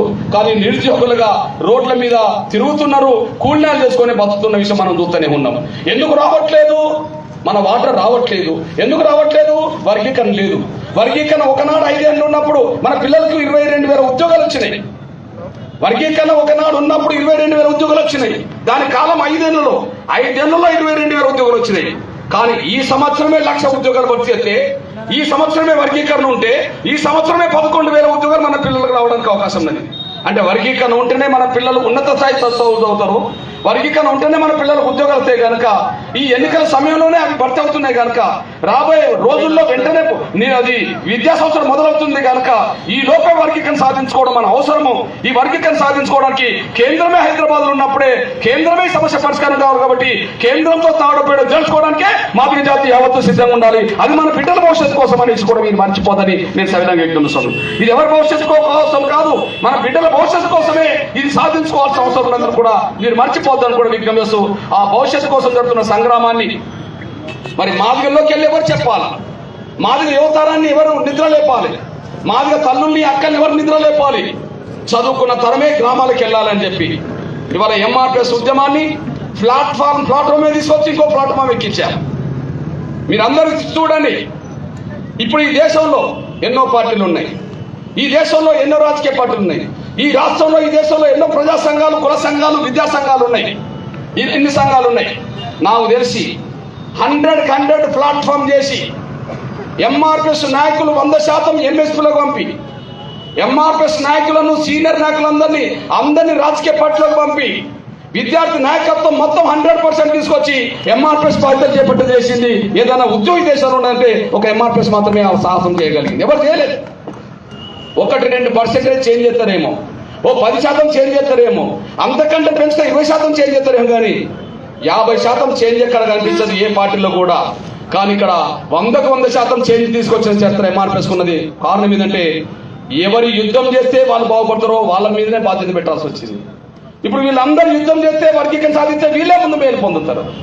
కాబట్టి రాబోయే తరాలను మేల్కొల్పడం కోసం ఈనాటి తరం త్యాగం చేయాల్సిన బాధ్యత ఉన్నది.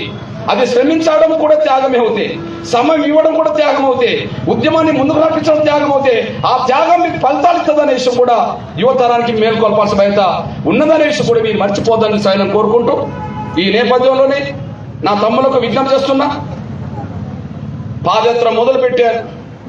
రేపు ఎల్లుండి తిరుగుతున్నప్పుడు మీరు యుక్త వయసులో ఉండవచ్చు. యుక్త వయసులో ఉన్నంత మాత్రాన పాదయాత్ర చేస్తుంటే కాళ్ళు నొప్పులు రావా? కాళ్ళకు పొక్కులు రావా? పొక్కులు పగిలిపోవా? పగిలిపోయినప్పుడు చీము రాదా? లేదా రక్తం రాదా? నడవడానికి ఒక అడుగు కూడా వేయాలంటే కూడా ప్రాణం పోయినంత భయం, ఇబ్బంది కలుగుతుంటుంది. ఇది నేను మీకు ఎందుకు చెప్తున్నా, మీరు భయపడాలని కాదు, కానీ నా అనుభవం చెప్తున్నాను. మీరు 4 రోజులు నడిచేటప్పటికి కొంత ఇబ్బందులు ఎదురవుతుంటాయి, శారీరకమైన ఇబ్బందులు ఎదురవుతుంటాయి, నొప్పులు వస్తుంటాయి, కష్టం వస్తుంటుంది, అన్నీ వస్తుంటాయి. కానీ వాటిని ఎలా తట్టుకోవాలంటే, వయసు ఉన్నదని తట్టుకోవడం సమస్య కాదు.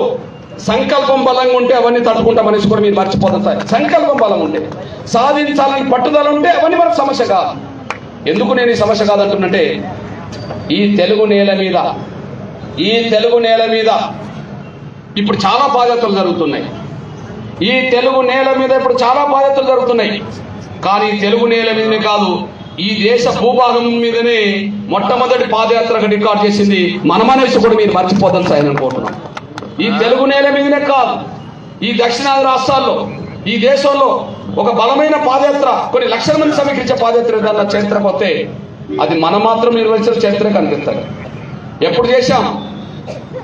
సరిగ్గా 25 ఏళ్ల క్రితం, నిన్నగాక మొన్నటి రోజు పాదయాత్ర ముగిసింది.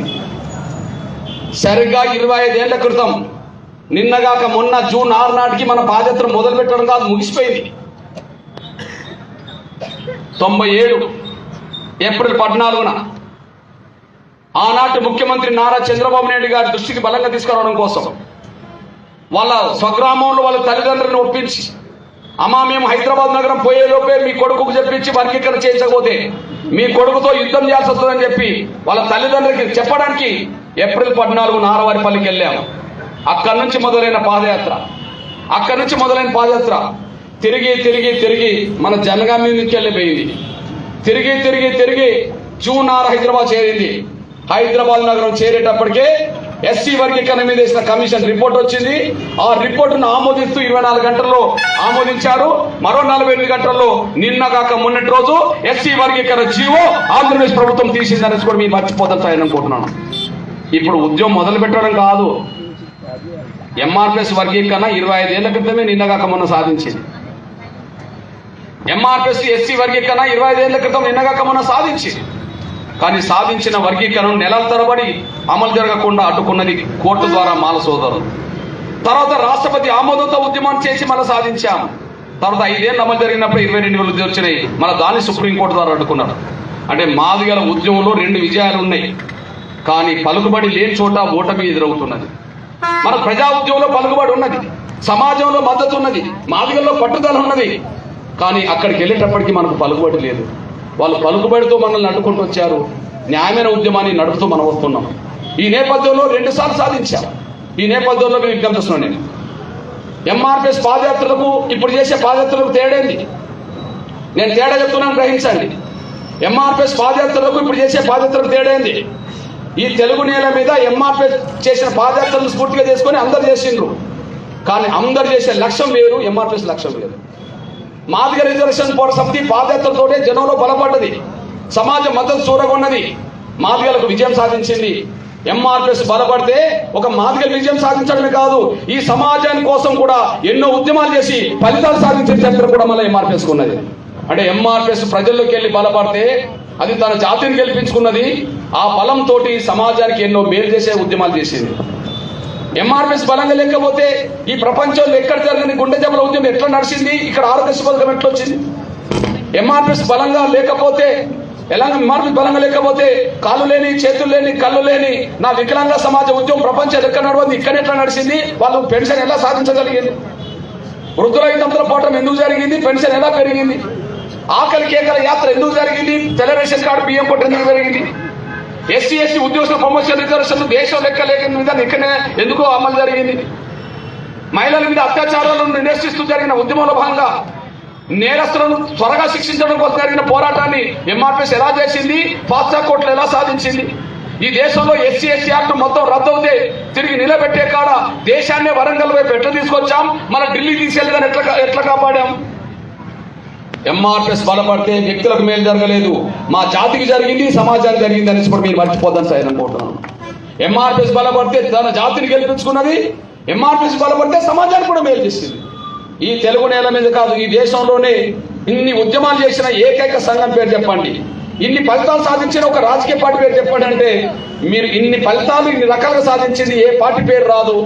ఇన్ని ఉద్యమాలు చేసిన చరిత్ర ఈ సంఘానికి లేదు. ఇది మాదిగ బిడ్డలు సాధించుకున్న విజయంగా మేము భావిస్తున్నామంటే అది ప్రజల్లోకి వెళ్ళి ప్రజా ఉద్యమం నిర్మించడం ద్వారా సాధించుకున్న కూడా మీరు మర్చిపోతారు సార్ అనుకుంటున్నాం. ఇకపోతే మిగిలిన వాళ్ళ లక్ష్యాలు ఏ పాదయాత్రలు జరుగుతున్నాయి? పాదయాత్ర లక్ష్యాలు ఏంటిది? వాళ్ళు సొంతంగా అధికారం రావడం కోసం అంతే. పాదయాత్ర లక్ష్యాలు వాళ్ళు అధికారం కోసం చేస్తున్నారు. కానీ మన పాదయాత్ర లక్ష్యం జాతి సంక్షేమం, సమాజ అభివృద్ధి, ఈ 2 లక్ష్యాలు దృష్టి పెట్టుకొని చేశాము. జాతి అభివృద్ధి కాబట్టేనే వర్గీకరణ సాధించాం, సమాజ అభివృద్ధి ఉన్నది కాబట్టి ఇన్ని ఫలితాలు సాధించాం. మిగిలిన పాదయాత్రల గురించి నేను 2-3 చెప్తాను చూడండి. మిగిలిన పాదయాత్రల గురించి 2-3 చెప్తాను చూడండి.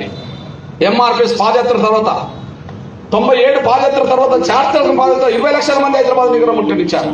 నిన్నగాక మొన్నటి రోజు జూన్ 6వ తారీఖు నాడు 25 ఏళ్ల క్రితమే 20 లక్షల మంది హైదరాబాద్ ముట్టడించారు. ఆ స్థాయిలో ఉద్యమం జరిగింది కదా.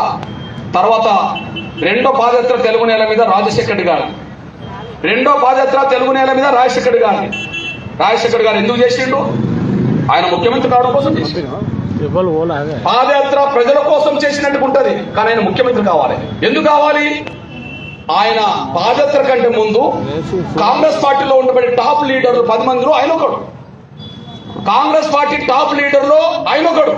కాబట్టి ఎప్పుడు కాంగ్రెస్ వచ్చినా ముఖ్యమంత్రి పదవికి ఆయన పోటీ పడేవాడు, కానీ మెజార్టీ ఎమ్మెల్యేల మద్దతు చూరకొనకపోవడం వల్ల ఇతర వాళ్ళే పార్టీలో ముఖ్యమంత్రులు అయ్యేవాళ్ళు. ఇది చరిత్ర సాక్ష్యం కనిపిస్తున్నది. చెన్నారెడ్డి ఆ కోణంలో అయిండు, విజయభాస్కర్ రెడ్డి అయిండు, బాణం వెంకటరామరెడ్డి అయిండు, టంగుటూరు అంజయ్ అయిండు, నేదురుమల్లి జనార్దన్ రెడ్డి అయిండు, ఎంతమంది ముఖ్యమంత్రులు అయిండు. మరి అప్పుడు కూడా ఈయన లీడరే.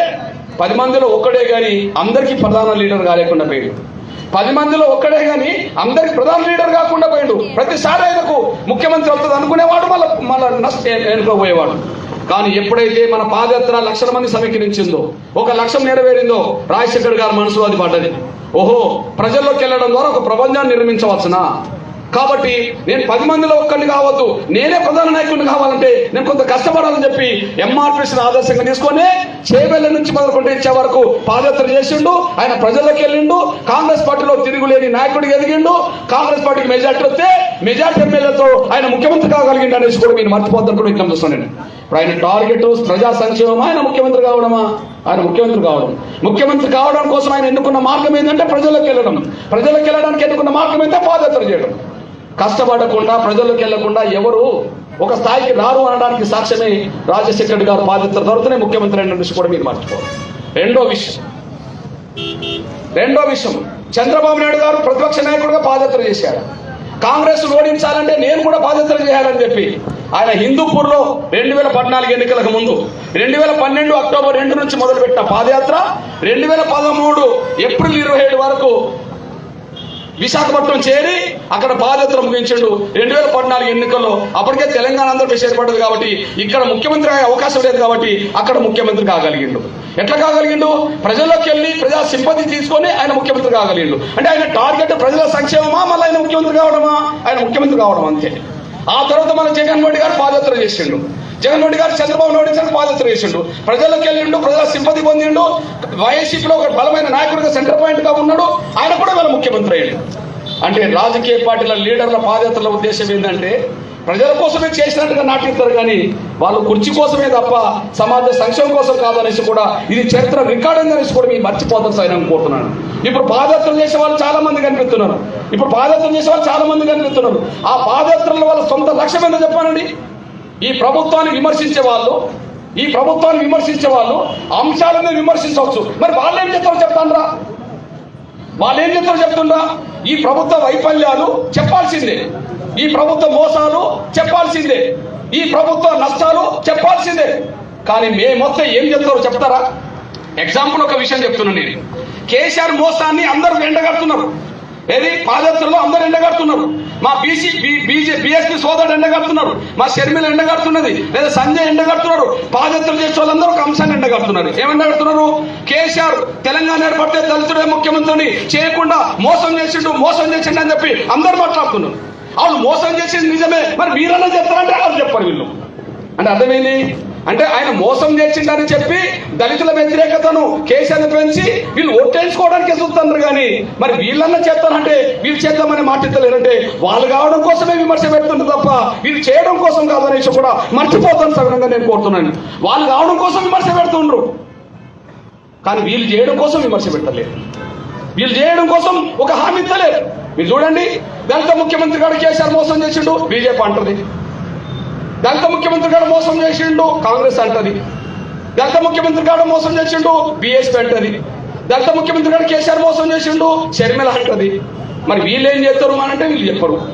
అంటే అర్థమైంది, వాళ్ళు కావడం కోసమే కదా ఈ మాట అంటున్నది, వీళ్ళకి చేయడం కోసం కాదు కదా. ఇది మన కళ్ళ ముందు కనిపిస్తున్న సత్యమే కదా. అందువల్ల నేను విజ్ఞప్తి చేస్తున్నా షెడ్యూల్ కులాల వర్గీకరణ విషయంలో నంబర్ 1 దోషి బీజేపీ.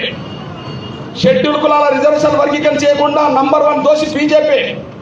కానీ బీజేపీ నంబర్ 1 దోషే కానీ కాంగ్రెస్ మీద భ్రమలు పెట్టుకోవాల్సిన కర్మ మీకు లేదు, నాకు లేదు. టీఆర్ఎస్ మీద భ్రమలు పెట్టుకోవాల్సిన కర్మ మీకు లేదు, నాకు లేదు. ఈ విషయం గ్రహించాల్సింది ఒక సూచన చేసి నేను వెళ్తా. కాంగ్రెస్ ఒక విషయంలో, టీఆర్ఎస్ ఒక విషయంలో మీరు భ్రమలు పెట్టుకుంటే మళ్ళీ నష్టపోతాం, మోసపోతాం. బీజేపీ దోషే, దాంతో యుద్ధం తప్పదు కాబట్టి జూలై 2 యుద్ధం డిక్లేర్ చేశాం. యుద్ధం తప్పదు కాబట్టి జూలై 3 యుద్ధం డిక్లేర్ చేశాం. ఇక బీజేపీతో ఇంకా ఏమున్నది, యుద్ధమే కదా.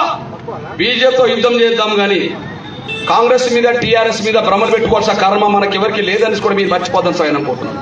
అందుకు 2 సాక్ష్యాలు చెప్పి మీరు తీసుకుంటాను. నేను నా సోదరులారా, పార్లమెంట్లో ఈ సమస్య పరిష్కారం కాకుండా 18 ఏళ్ళు ఉన్నది. యూపీఏ గవర్నమెంట్లో 10 ఏళ్ళు, ఇప్పుడు 8 ఏళ్ళు.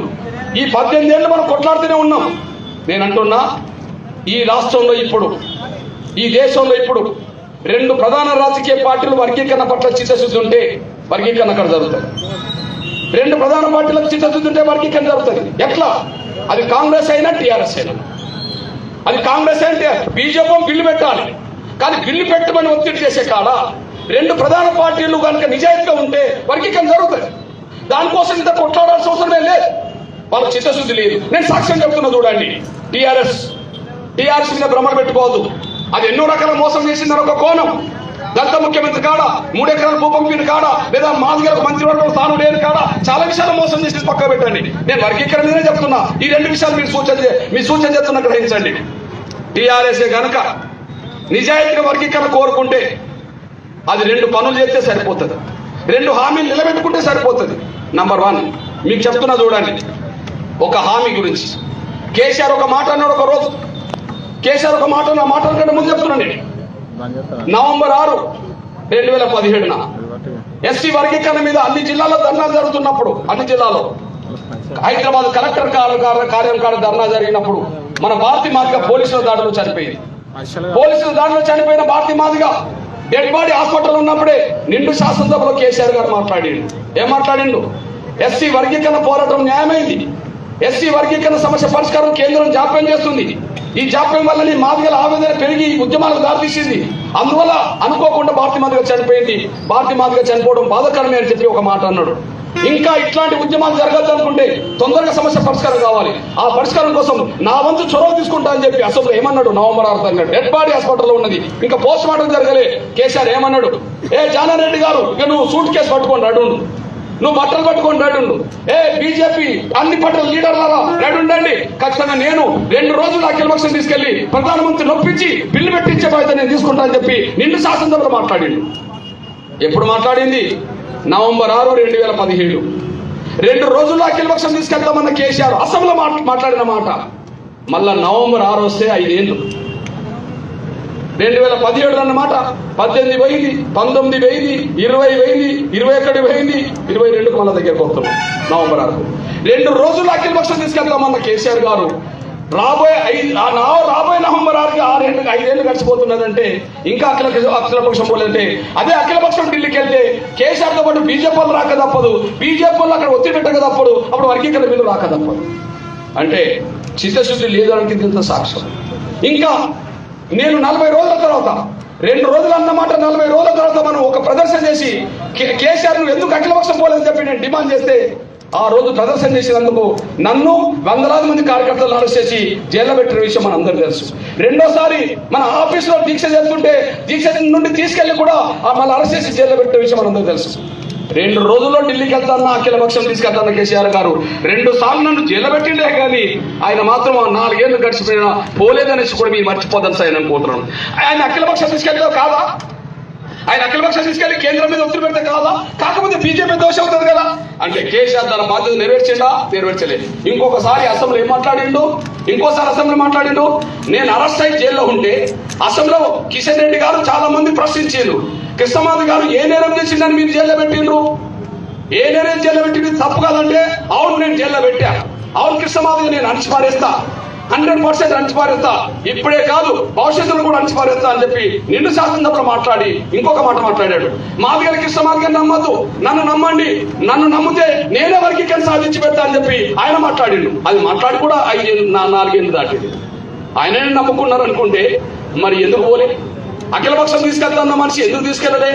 అంటే దీన్ని బట్టి అర్థమవుతుంది ఏంటంటే మనల్ని మోసం చేయడమే వాళ్ళ వంతుగా కనిపిస్తుంది కానీ మన కోసం నిలబడ్డం వాళ్ళ బాధ్యతగా లేదనే విషయం ఇది సాక్ష్యం అనేసి కూడా మీరు మర్చిపోద్దాం సార్ అనుకుంటున్నాను. అదే సమయంలో కాంగ్రెస్ మీద మీరు ప్రభావం పెట్టుకోవాల్సిన అవసరం లేదు. చూశారు కదా మన కాంగ్రెస్ పెద్దలు, కాంగ్రెస్ లో ఉండబడే ఒక నాయకుడు, ఈ కాంగ్రెస్ పార్టీకి తెలంగాణ ప్రధాన నాయకుడు, అన్ని పార్టీలు ఏ కులం వాళ్ళ చేతులు ఉన్నారో ఆయన చెప్పిండు కదా. అన్ని పార్టీలు ఏ కులం చేతులుంటే అన్ని పార్టీలు బలపడితే చెప్పిండు కదా. ఎవరు ఈ రాజ్యాన్ని పరిపాలించాలో ఆయన చెప్పుకున్నాడు కదా. అంటే రేపు ఎవరు పరిపాలించాలో ఆయన ముందే చెప్పుకున్నాడు.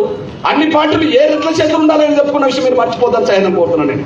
ఈ నేపథ్యంలో అదే కాంగ్రెస్ పార్టీకి ఇచ్చి చదువుతుంటే వర్గీకరణ జరగదా? అందుకు సాక్ష్యం చెప్తున్నా చూడండి.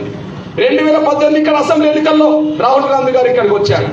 2019 అసెంబ్లీ ఎన్నికల్లో ఆంధ్రప్రదేశ్కి వచ్చేసారు. ఇక్కడ అసెంబ్లీ ఎన్నికలు 2018లో జరిగినాయి, 2019లో ఆంధ్రప్రదేశ్ లో జరిగినాయి. మీ అన్నగా చెప్తున్నా అదే రాహుల్ గాంధీ గారు హైదరాబాద్ లో ఎడిటర్ సమావేశంలో పాల్గొన్నప్పుడు, ప్రెస్ ఎడిటర్ సమావేశం పాల్గొన్నప్పుడు ఎడిటర్లు ప్రశ్నించారు, ఇక్కడ సుదీర్ఘ కాలంగా ఎస్సీ వర్గీకరణ జరుగుతుంది, మీ వైఖరి ఏందో చెప్పండి, ఎస్సీ వర్గీకరణకు నా సంపూర్ణ మద్దతు, మా పార్టీ సంపూర్ణ మద్దతు ఉంటుందని చెప్పి ఆయన మాట్లాడారు. అదే ఎస్సీ వర్గీకరణ చేయించే బాధ్యత నాదేనని చెప్పి గద్వాల సభలో రాహుల్ గాంధీ గారు మాట్లాడిండు. ఆ సభ వేదిక మీద నేను ఉన్నా. కళ్యాణ్ దుర్గంలో రఘువీరారెడ్డి గారిని గెలిపించడం కోసం వచ్చిన ప్రచారంలో ఎస్సీ వర్గీకరణ సపోర్ట్ చేస్తున్నామని చెప్పి రాహుల్ గాంధీ గారు మాట్లాడిండు. నేను అంటున్నా రాహుల్ గాంధీ అంటే ఇప్పుడు ఎవరు?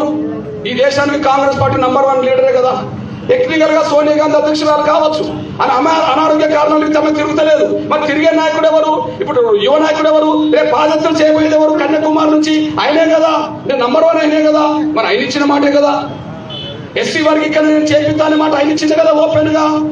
మరి ఇక్కడ వచ్చి మాట్లాడే రాహుల్ గాంధీ గారు ఒక్కసారి లోక్సభలో ఉన్నాడు కనుక ఆ లోక్సభలో బీజేపీ ప్రభుత్వం మీద ఒత్తిడి పెడుతూ మీరు ఎస్సీ వర్గీకరణ చేయాలని చెప్పి ఒక 2 నిమిషాలు మాట్లాడితే ఎస్సీ వర్గీకరణ జరుగుతుంది కదా. అక్కడ మాట్లాడితే రాహుల్ గాంధీ ఇక్కడికి వచ్చి మాట్లాడతాడు, అక్కడికి వెళ్ళాల్సిన కేసీఆర్ ఇక్కడ నుంచి పోడు. అక్కడ మాట్లాడాల్సిన రాహుల్ గాంధీ ఇక్కడ వచ్చి మాట్లాడతాడు. ఆయన పార్లమెంట్ ఉన్నాడు, పార్లమెంట్ లో సమస్య పరిష్కారం కావాలి, అక్కడ మాట్లాడాలి, కానీ ఇక్కడికి వచ్చి మాట్లాడతాడు. రాహుల్ గాంధీ గారు ఇక్కడ మాట్లాడతాడు, అక్కడ మాట్లాడు. కేసీఆర్ ఇక్కడ మాట్లాడతాడు, అక్కడికి వెళ్ళాడు. దీన్ని బట్టి నేను మళ్ళా చెప్తున్నా, నంబర్ 1 దోషి బీజేపీ 25 సంవత్సరాలుగా మద్దతు ఇస్తుంది. పార్టీ తీర్మానం చేసింది, కేంద్రానికి గతంలో లేఖలు రాసింది, అది మేనిఫెస్టో పెట్టింది, మన సభలకు వచ్చింది, మన ధర్నాలకు వచ్చింది, మద్దతు వచ్చింది. బిల్లు పెట్టకుండా మోసం చేస్తున్నది బీజేపీ దోష అన్నమాట నిజమే, కానీ వీళ్ళ మీద భ్రమలు పెట్టుకోవాల్సిన కర్మ మనకు లేదనేసి కూడా మర్చిపోతూ, భ్రమలు ఎందుకు పెట్టుకోవద్దు అంటున్నా మళ్ళీ చెప్తున్నా. రాహుల్ గాంధీ గారు అక్కడ మాట్లాడితే బిల్లు అవుతుంది కానీ ఇక్కడ మాట్లాడితే బిల్లు కాదు. కేసీఆర్ ఇక్కడ మాట్లాడితే బిల్లు రాదు కానీ అక్కడికి పోతే బిల్లు వస్తుంది. అంటే అందరూ మనల్ని మోసం చేస్తున్నారు. నంబర్ 1 మోసం మాత్రం బీజేపీ చేస్తుందనేసి కూడా మర్చిపోద్దని ఆయన కోరుకుంటూ, అట్లాంటి పోరాటానికి రంగం సిద్ధం చేయడమే, బీజేపీ మీద తాడోపేడ తెలుసుకోవడం కోసమే ఈ పాదయాత్రలు జరుగుతున్న విషయాన్ని కూడా మీరు మర్చిపోద్దని ఆయన కోరుతున్నాను. ఈ పాదయాత్రలు కొనసాగుతున్న నేపథ్యంలోనే మహాజన సోషలిస్ట్ పార్టీ కూడా 2వ రంగంగా పాదయాత్రకు వెళ్లాల్సిందే. ఇప్పుడు వీళ్ళు వస్తున్నారు, మేము తిండి పెడతాం, వీళ్ళందరూ మేము తిప్పుతాం, వీళ్ళందరికీ మేము షట్టర్ చూపెడతాం, ఇదే అవసరం లేదు. మాదిగ పల్లెలకు వెళ్తే వాళ్ళే తిండి పెడతాం, మాదిగ పల్లెలకు వెళ్తే వాళ్ళు వచ్చే మోస్తుంటారు, మాదిగ పల్లెలకు వెళ్తే వాళ్ళు ఎక్కడ నిద్ర పెట్టాలో చూస్తారు, వాళ్ళ పని వాళ్ళు చేస్తారు వీళ్ళు జనాలకు వెళ్తే. కానీ సీనియర్ నాయకులు అనబడుతున్న వాళ్ళు మీరు కూడా ఏటూరు నాగరం అవతల నుంచి మొదలుకుంటే జనగాం ఇక్కడి వరకు కూడా మహాజన సోషలిస్ట్ పార్టీ నాయకులు కూడా పాదయాత్రకు వెళ్ళాలి, రోడ్డు మీద పాదయాత్రకు వెళ్ళాలని కూడా మీరు మర్చిపోదు. మీరు గ్రాస్ రూట్కి వెళ్తారు, మీరు రోడ్ల మీదకి రండి, గ్రాస్ రూట్కి వెళ్తారు, రోడ్ల మీదకి రండి. ఉమ్మడి వరంగల్ జిల్లాలో 4-5 ప్రధాన కేంద్రాలను టార్గెట్ చేసుకోండి. ఉమ్మడి వరంగల్ జిల్లాలో రహదారుల దిగ్బంధం విషయంలో వచ్చేప్పటికి 4-5 ప్రధాన కేంద్రాలు చేసుకోండి.